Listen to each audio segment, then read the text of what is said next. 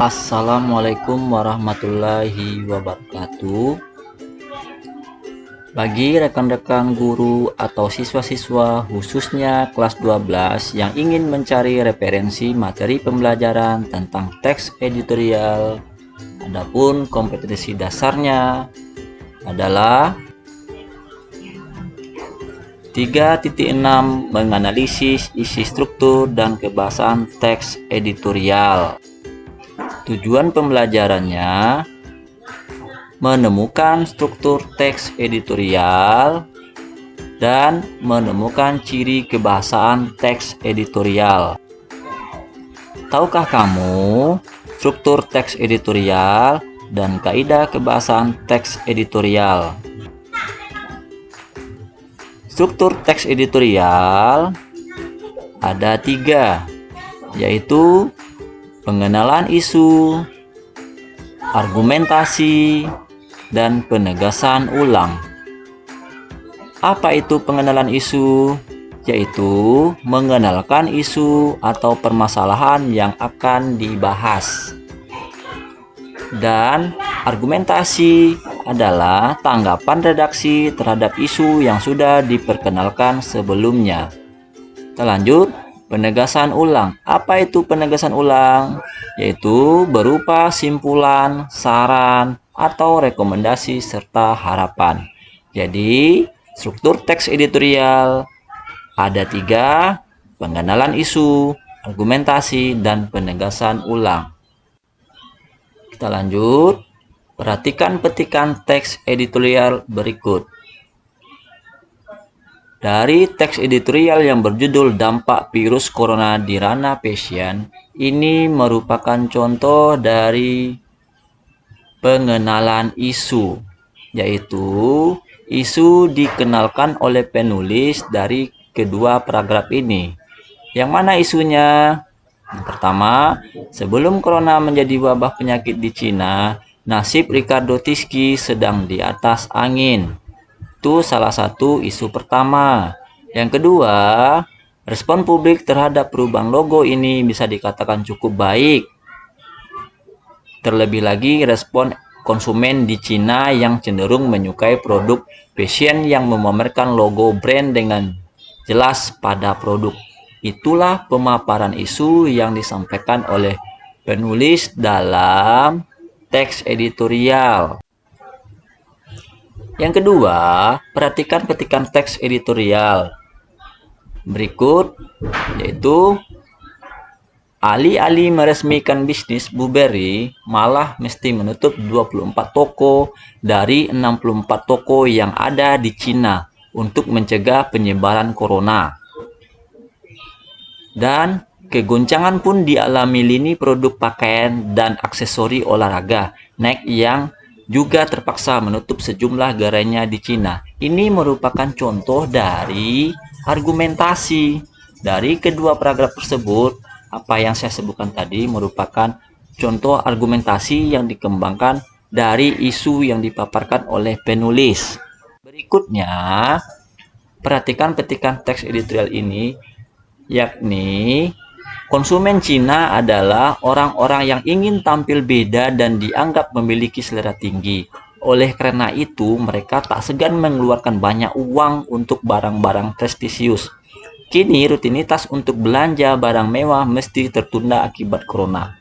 Satu-satunya barang yang paling laris di Cina saat ini adalah masker. Dan ini merupakan contoh dari penegasan ulang atau kesimpulannya. Kita lanjutkan, yaitu ke ciri kebahasan teks editorial. Ciri pertama adanya adverbia atau keterangan. Yang kedua konjungsi. Dan ketiga verba atau kata kerja. Dan yang keempat modalitas. Adverbia dalam Kamus Besar Bahasa Indonesia, adverbia merupakan kata yang memberikan keterangan pada verba, adjektiva, atau kalimat. Misalnya, sangat, lebih, dan tidak. Adverbia disebut juga kata keterangan. Contoh, adverbia frekuentatif adalah selalu, biasanya, sering, kadang-kadang, jarang, dan kerap. Inilah adverbia yang selalu kita jumpai pada teks editorial. Kita lanjutkan ke konjungsi. Konjungsi adalah kata atau ungkapan yang menghubungkan dua satuan bahasa yang sederajat, yaitu kata dengan kata, frasa dengan frasa, klausa dengan klausa, serta kalimat dengan kalimat.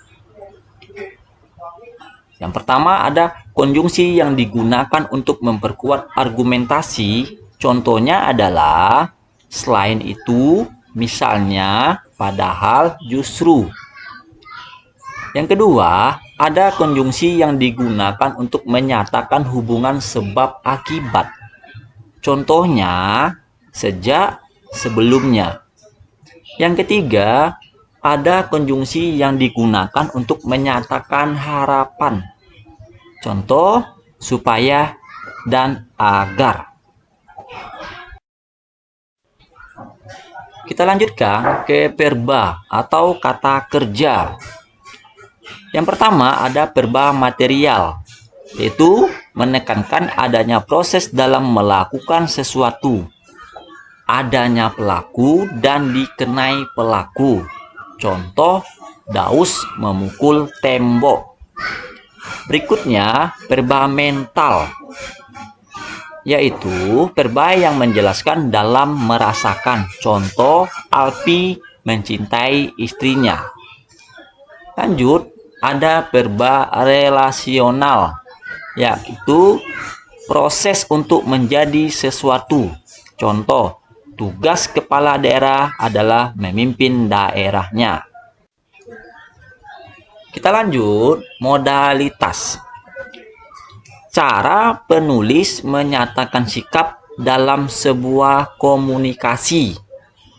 Beberapa bentuk modalitas diantaranya adalah memang, niscaya, pasti, sungguh, sangat, tentu, tidak, bukan.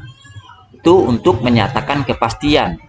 Agaknya, barangkali, mungkin, rasanya, rupanya. Untuk menyatakan sangsian ada semoga, mudah-mudahan. Untuk menyatakan keinginan ada jangan. Untuk menyatakan larangan mustahil. Untuk menyatakan keheranan. Oke, yaitu materi tentang struktur teks editorial, yaitu mencari struktur teks editorial, menemukan struktur teks editorial dan kebahasan dari teks editorial. Semangat, sampai ketemu di pertemuan berikutnya. Tetap jaga protokol kesehatan. Assalamualaikum warahmatullahi wabarakatuh.